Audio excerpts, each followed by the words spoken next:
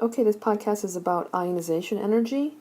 If you want to follow along in the text, it is section 7.4. Okay, so we talked about this a little bit before, but ionization energy is the energy required to remove an electron. So you take a neutral atom and you remove an electron, and that's ionization energy. Being a little bit more technical, it's actually defined as energy required to remove an electron from the ground state of a gaseous atom or ion. Okay, and we can talk about first ionization energy, which is the energy to remove the first electron, but we can also talk about second ionization energy to remove the second, or third ionization energy to remove the third, and so on. Alright, so here are the trends. Take a minute and think about what the trends are that you see. Okay, so if I am going down a group, am I going to add another shell?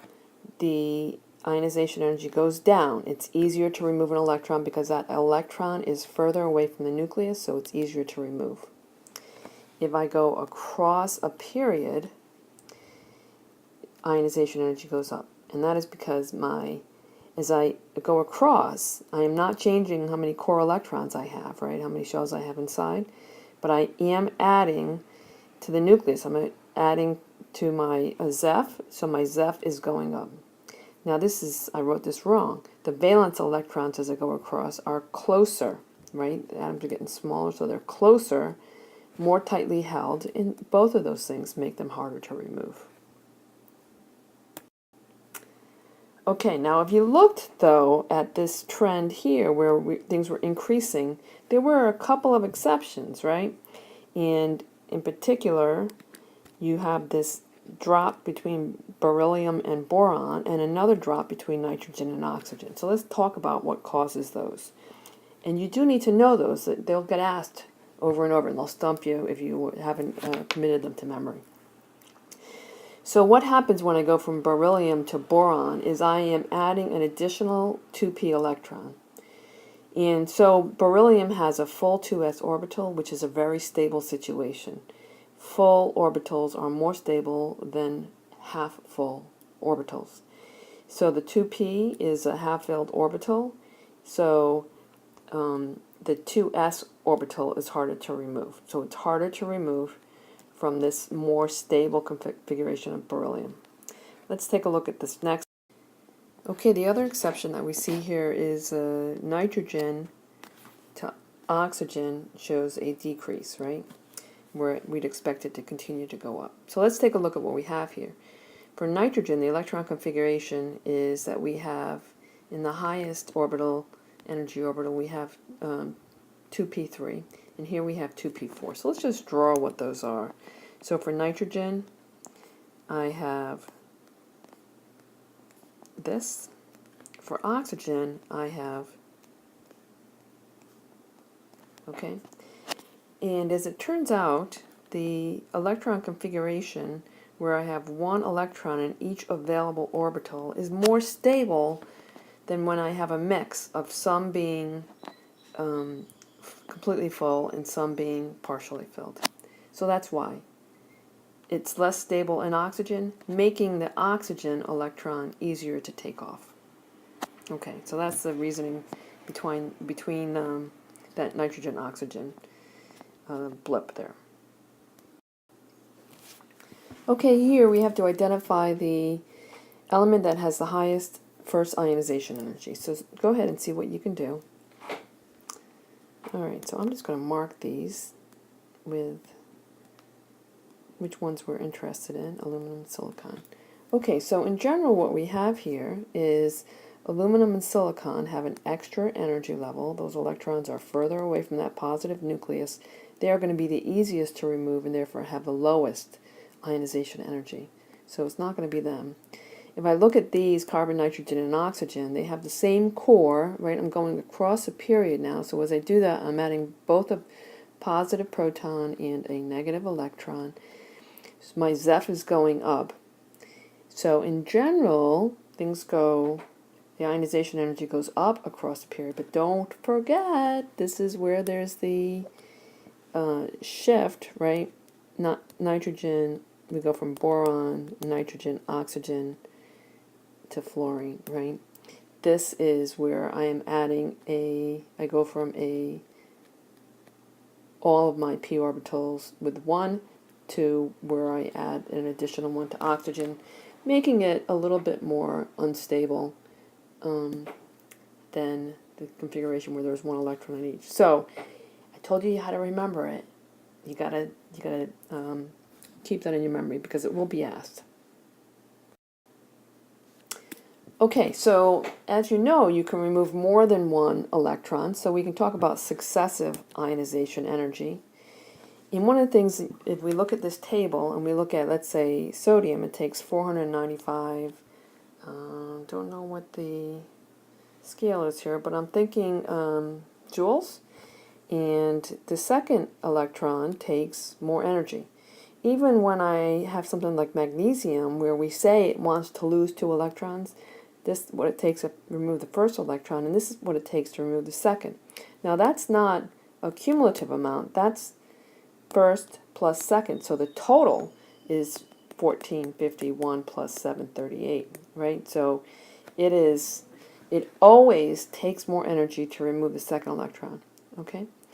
Now, one of the things you can do as you look at charts like this is you can see when there is a very large jump in electron or in ionization energy. So for instance, if I look at silicon, 780 to 1500, doubling, going 1.5. Here, huge jump. What that means is these 4 electrons must be valence electrons. When I am trying to remove an electron here, the 5th electron, I am now removing from the core. Okay, I've lost a shell, and I am trying to remove from a very stable electron configuration.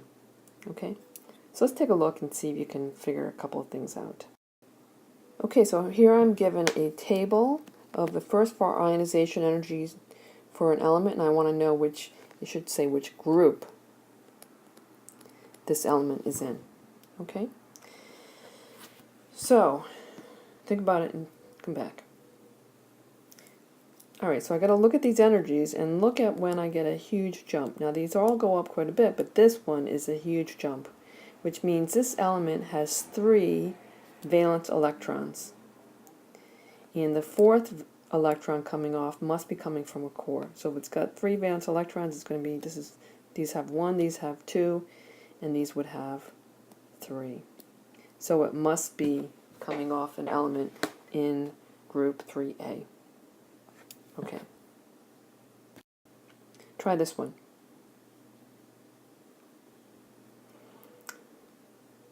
Okay, so let's take a look. We are going pretty steadily, and then we have a huge jump here at the 5th ionization energy. Okay, so if I look, this is group 1, 2, 13, that's 3 valence electrons. 4 valence electron is group 14. I can take 4 valence electrons off before I see a huge jump, which means this must be an element in group 14. Okay. Alright, think about this. Which will have the highest ionization energy? Take a minute and then come back.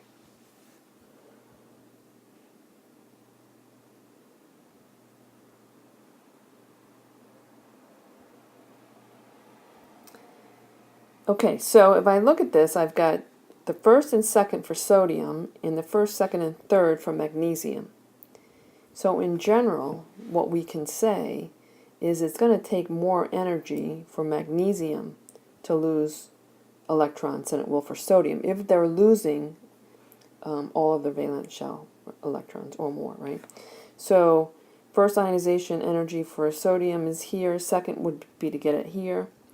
First for magnesium, not so bad, second not so bad, but the third also causes it to take off from a valence shell. And because magnesium is going to take a little more energy than sodium, the answer will be 5. Okay.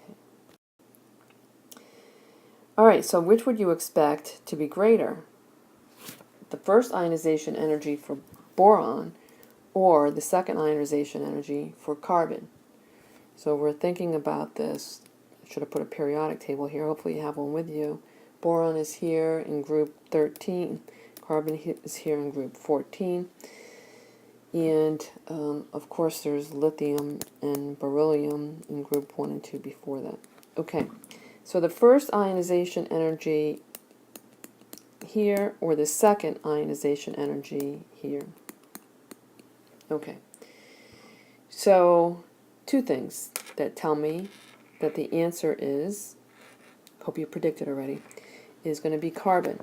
First of all, if I just wanted to know the first ionization energy for carbon, it's going to be higher than the first ionization energy for boron because we're in the same period, we're adding electrons, and we're adding protons, so the Zeph is going up.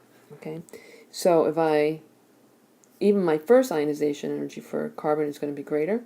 Now, carbon's second electron is going to take more than the first, always does. The higher the ionization energy, the more successive the ionization energy, the higher it's going to be. So for both reasons, it's going to be carbon.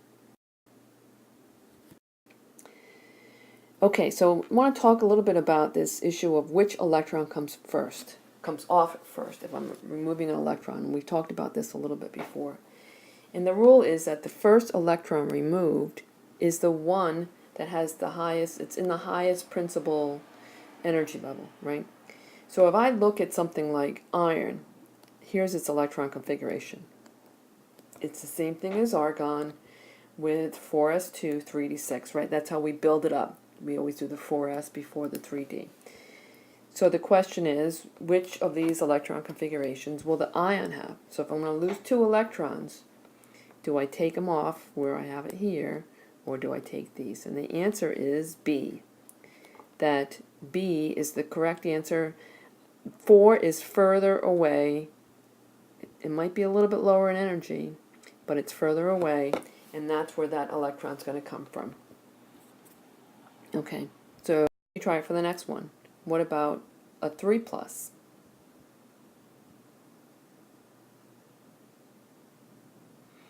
Okay, so what's going to happen is it's going to come off. The 4s2 is going to go first, and then one of the 6 from the 3d. So it's going to end up being B again. Okay, we're going to stop right there.